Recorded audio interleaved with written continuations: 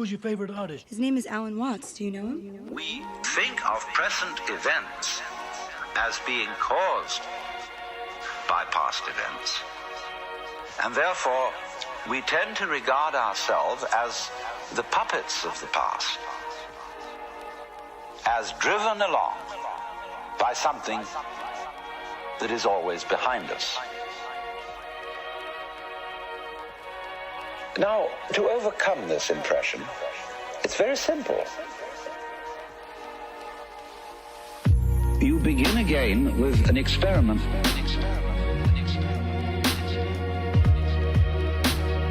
Approach the world through your ears. If you shut your eyes and make contact with reality purely with your ears, and you will realize that the sounds you are hearing are all coming out of silence. You hear, and it fades away. Fades, fades, fades, fades, and finally disappears.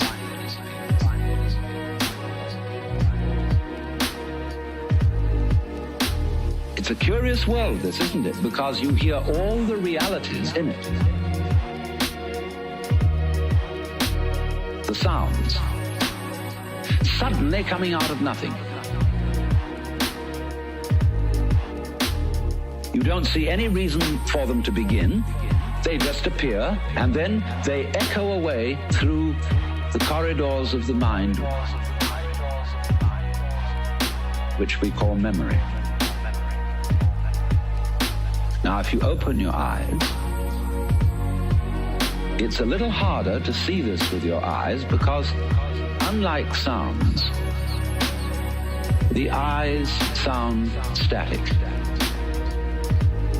Or rather, they look static. Everything looks still to your eyes. But you must understand, the world you are looking at, say when you look at a light, that light is vibrating.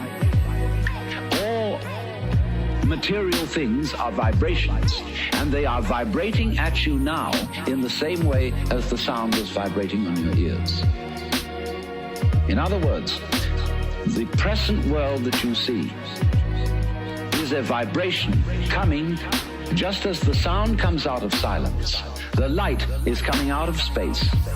It's coming out of nothing straight at you now and echoing away into the past.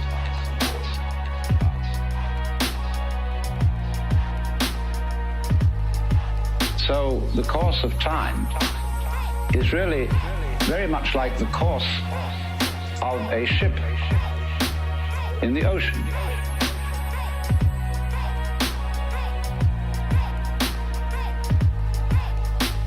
Because here's the ship, you see, and it leaves behind it a wake.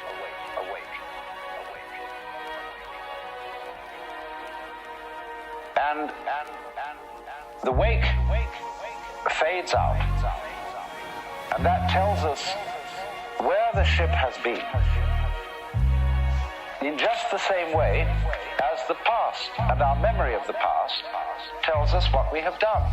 But as we go back into the past, and we go back and back to prehistory, and we use all kinds of instruments and scientific methods for detecting what happened, we eventually reach a point where all record of the past fades away in just the same way as the wake of the ship.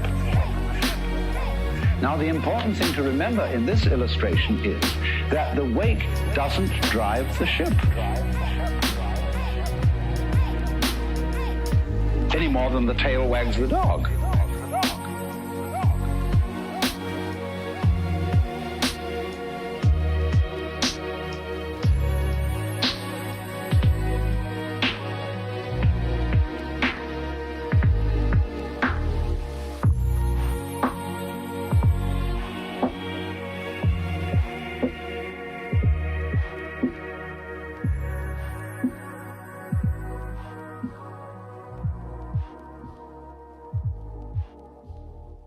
Yo, check it out, this great corner chef rocking with a kill with a dawn, you heard?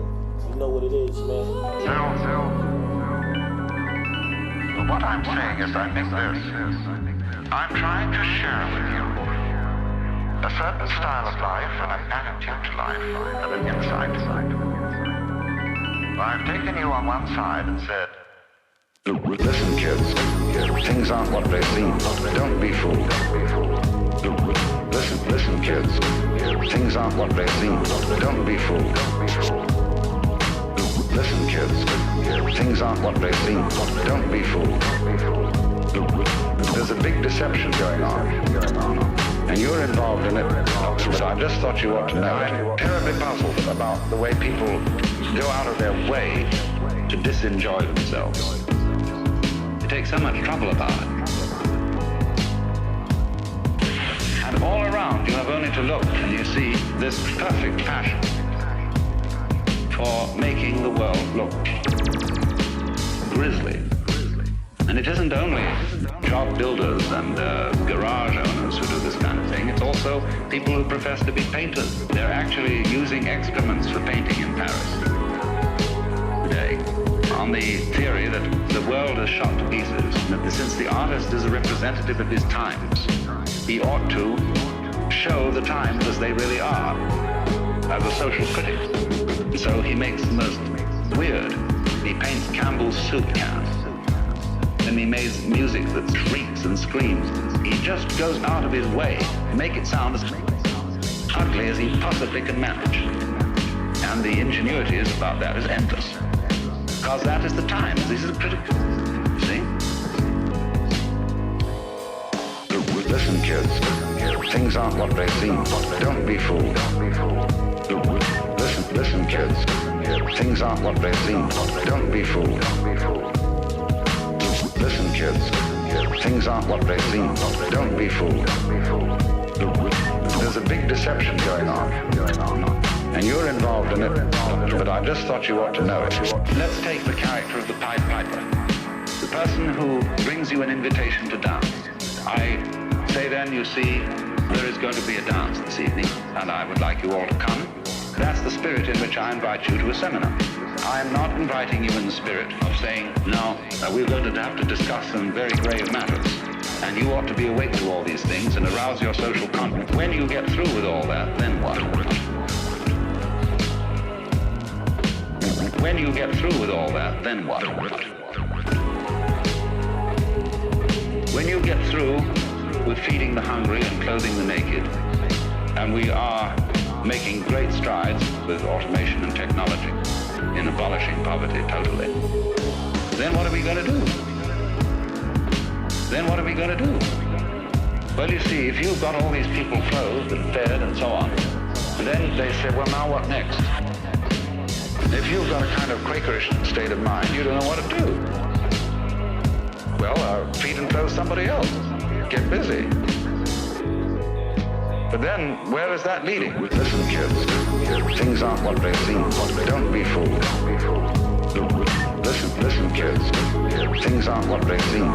Don't be fooled. Listen, kids. Things aren't what they seem. Don't be fooled. There's a big deception going on, and you're involved in it, but I just thought you ought to know it. Listen, kids. Things aren't what they seem. Don't be fooled. Listen, kids. Things aren't what they seem. Don't be fooled.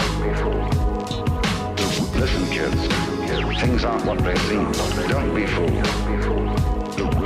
There's a big deception going on, and you're involved in it, but I just thought you ought to know it.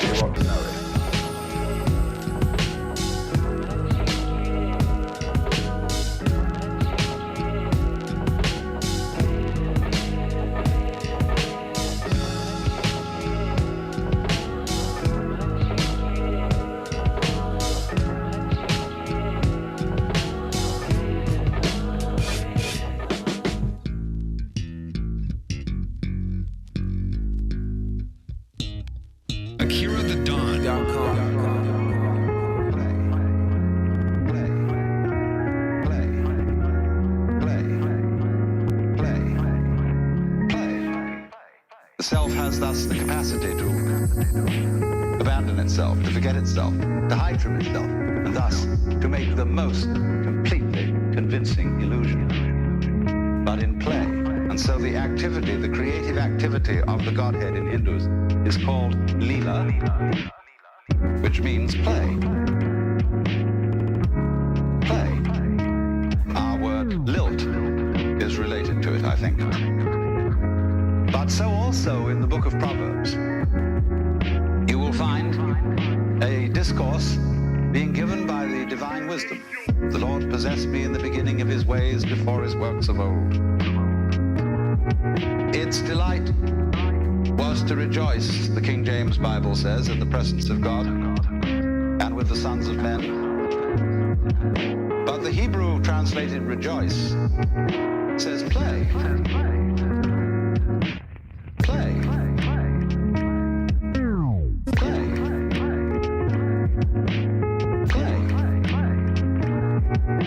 Rejoice is a sort of dignified Elizabethan, but it says play. And St. Thomas, aware of this, said that the divine wisdom was above all to be compared with games, because games are played for their own sake, not for any ulterior motive. Meaning Wave, because music is everything.